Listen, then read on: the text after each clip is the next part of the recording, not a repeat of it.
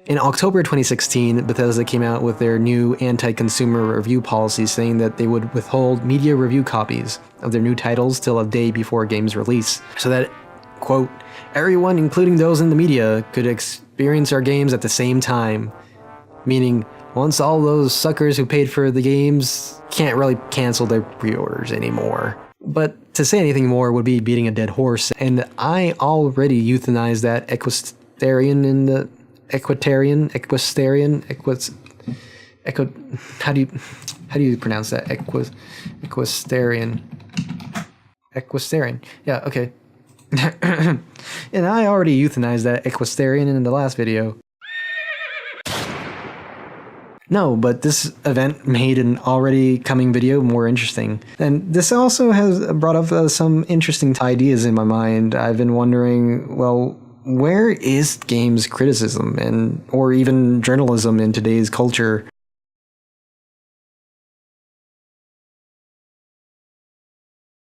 The early days of games journalism focused mainly on trade business insidery stuff of arcades. These magazines focus and still is focused today mainly on the arcade owner giving statistics about the state of the industry, new products, and just general news about running arcades. Somehow even these magazines are now filled with ads now. As the home gaming market started opening up with the Atari 2600 and the Magnavox Odyssey, journalism expanded. Now consumer-oriented columns popped up. The first regular review column was Arcade Alley in the electronics magazine Video. The column actually was more focused on the home market of games. These reviews are what many would point to as the beginning of video games journalism. Actually, it was at that time that they didn't really have enough games to review. The two writers of Arcade Alley then created their own gaming-related magazine in 1981. The whole consumer magazine scene grew and grew until, well, the gaming crash of '83.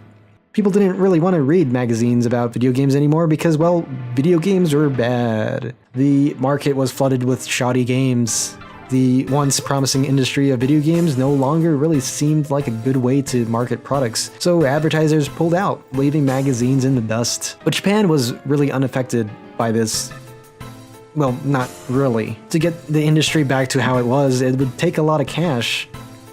A whole lot of it, yes. For Nintendo to get press coverage in the United States, they had to pay outlets for them. Of course, as anyone is want to do, you do things that get the bill paid, so that means positively cover Nintendo. And this was the resurgence of video games into popularity in America, and the whole second coming of video games journalism. And it kinda is a bad thing if you base your whole coverage of a medium off of a conflict of interest, something that comes up very often in the gaming talk. These conflicts of interest are major gaming publications' biggest problems, though it does seem like there are more of an effort to move away from just showing ads of games on websites that review games. A lot of people would say, well, you should just listen to independent critics, and I'd say not exactly. Some of the popular ones, independent critics get wined and dined by video game companies, though they tend to be more upfront about it. And I gotta be honest, I was already a mega fan of The Witcher 1 and 2, and share that about this franchise every chance I get. I've flown to Poland, I've spent time drinking with Geralt, Ciri, and Triss cosplayers. I've even fucking danced to the talented and amazing band who plays the actual battle and tavern music in The Witcher, Percival. But still, with these independent critics, you can't really know what their standards for games reviews are. Is it to get a review out the door as fast as possible, even if that means not beating a game? There's just very little oversight over these guys. With the major review outlets, you get standardized consistency of reviews. Typically, when they get someone to review a game, it's typically someone who likes that genre. The major outlets look at games from a certain lens, whether that game is good for its genre or even that series. But with games criticism, well, that could go many different ways, which isn't really a problem. It just really needs to be clear what lens the game's being looked at. There's sort of a popular opinion on the internet that you could be wrong about a review, that a game is just objectively bad, and that certain critics are just lying about the quality of a game. Comments that spew the rhetoric that reviews should be objective opinions. Wait, what? Did you see that? objective opinions. Yeah, see, the thing is that a review is inherently opinionated. Even objective review is opinionated because they choose that lens of which to review the game. Yes, you can get someone overhyping a game, but really hard sell to sell a truly bad game and get away with it. So basically, when you argue with a critic about their opinion on a game because it's biased, well, it's gonna fall on deaf ears. Typically, that reviewer has a different definition, lens, mindset of whatever you might call it from you. Arguing that their opinion is invalid because they have an opinion doesn't really help any conversation to continue. How do you criticize a review of Shadow Warrior 2 where the person doesn't like the baseless jokes in it? Well, you argue that there is some kind of base to those jokes. See what I mean? Hopefully this is coming across properly. Reviews are opinions, and the good ones make it clear what lens they are viewing such a game. So running around saying that SJWs are ruining games criticism is kinda stupid in my opinion. SJWs have always been around the gaming sphere, it's just that you never really paid any attention to them. Because you don't really look at games the same way that they do. If someone says a game that you like is racist, sexist, violent, or transphobic, listen to what they're saying. They're not saying that you are.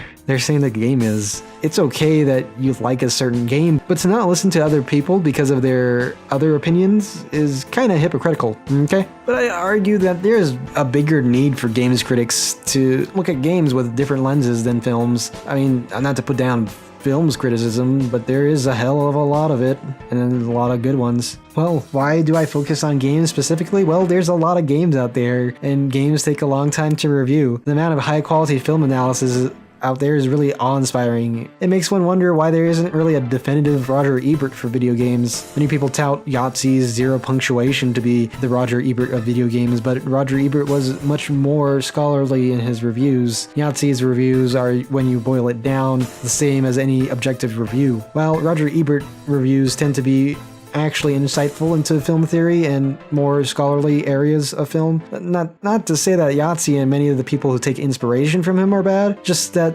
there needs to be more analysis of games. Movies typically take around 1.5 to 3 hours to complete. In that same time, a games critic has only hit a tenth of Skyrim's main story. Actually, most consumers didn't finish the games that they buy, so why should games company actually take the time to make meaningful and thematic games when there's not people to experience them in that way? Additionally, why would reviewers look for themes if they aren't in the games? The games are unique in that it actively stops your progress. Fall asleep during Citizen Kane and Charles Foster Kane will still say Rosebud. You'll still find out what Rosebud is at the end, and well, everything in between still occurs. What makes video games unique is that, well, when you fall asleep while playing Uncharted 4, well, Drake just stands there. Games critics also typically have this feeling that they really need to pin a certain game as art, though they typically look towards the wrong direction. Most people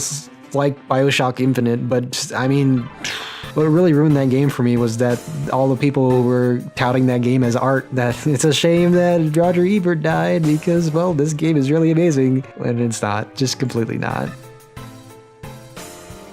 There's just straight up more barriers to entry in reviewing video games than there are movies, which is why there's a need for more games reviewers, critics of different ethnicities, genders, and beliefs, because nothing really is black and white. A lot of people might be wanting to call me out for being a hypocrite right now. I said earlier that most of criticisms around games critiques are actually counterproductive. They yell at their screens saying that's what I'm doing right now. And you're completely right. I'm just criticizing without giving any suggestions. But here's where I make that suggestion. This is where I save this video because I'm going to suggest something that is going to fix games reviews, maybe even journalism, for the most part.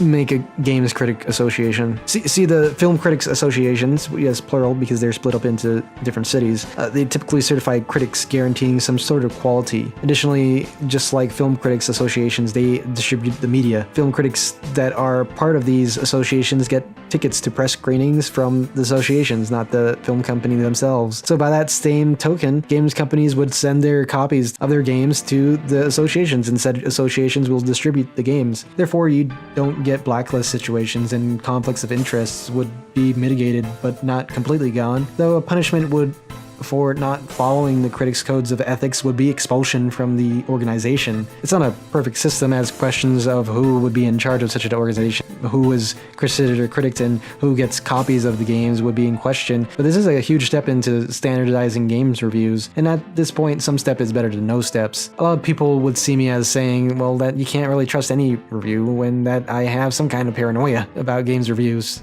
I don't. I take pretty much all reviews for their face value to be the opinions of the writers and only them. Though even if a review is overly positive towards a game that I don't really think is very good, I just don't buy that game, because at the end of the day, the only person that you could trust for liking the same games as you is you, really. And expecting other people to do so is kind of really stupid.